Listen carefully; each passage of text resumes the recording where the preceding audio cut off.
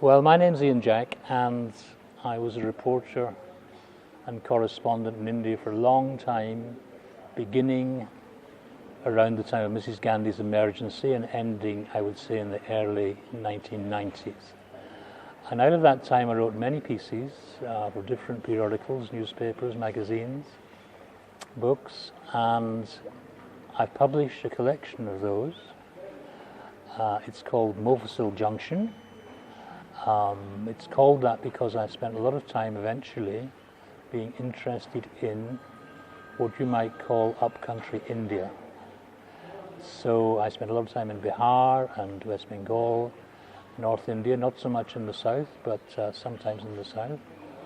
And this is really, I suppose, a book that reflects on India at a certain time in its recent history, which is the period before economic liberalization, when to come to India from Britain, as I did in the 1970s, you felt you were coming to a very different kind of civilization, a very different kind of country from the one you came from. In some ways it was like the country you came from at a much earlier stage of its history. So if you looked at Indian newspapers in the 1970s and early 80s, you were looking at kind of models of British newspapers in the 1930s to some degree. So there was a certain attraction in India in that sense for me, as there, I think, has been for many people from the West over the years. Something about your own past being shown in the Indian present.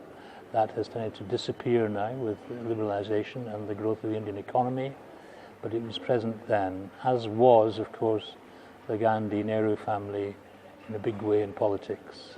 And there's quite a bit about that.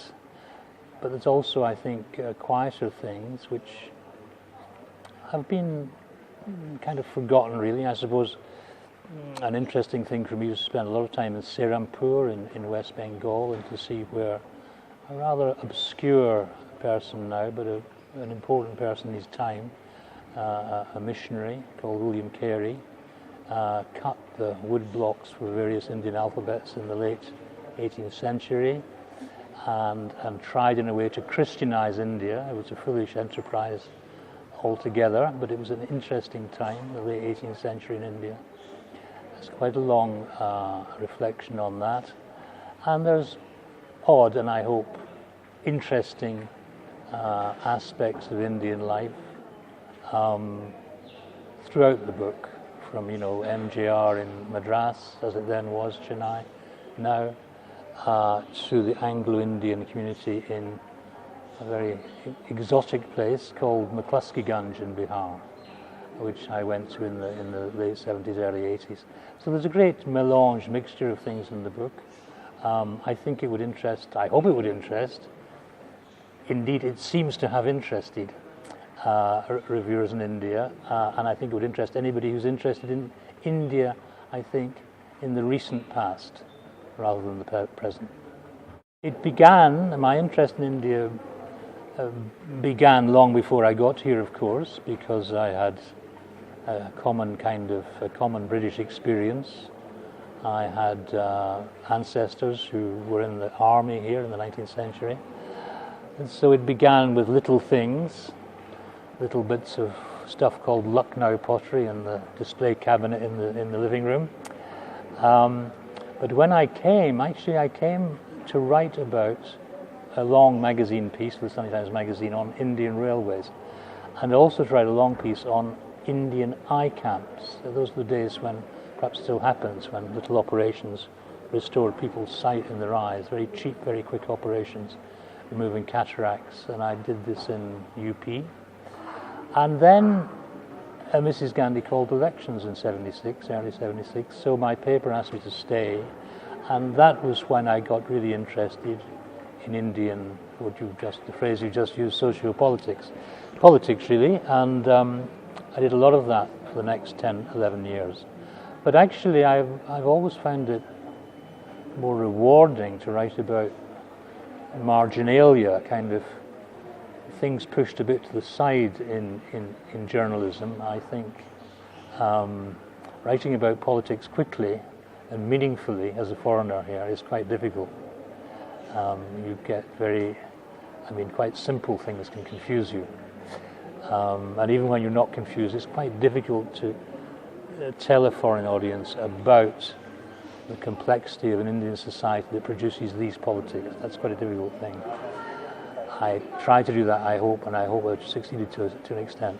But no, I was really interested in, I'm kind of omnivorous in my interests, I suppose. It can be steam engines, it can be Indian chess players or Indian musicians. I don't have it can be the films of Ray, or it can be the films produced in Bombay. I don't really have a kind of cut-off point in terms of interest.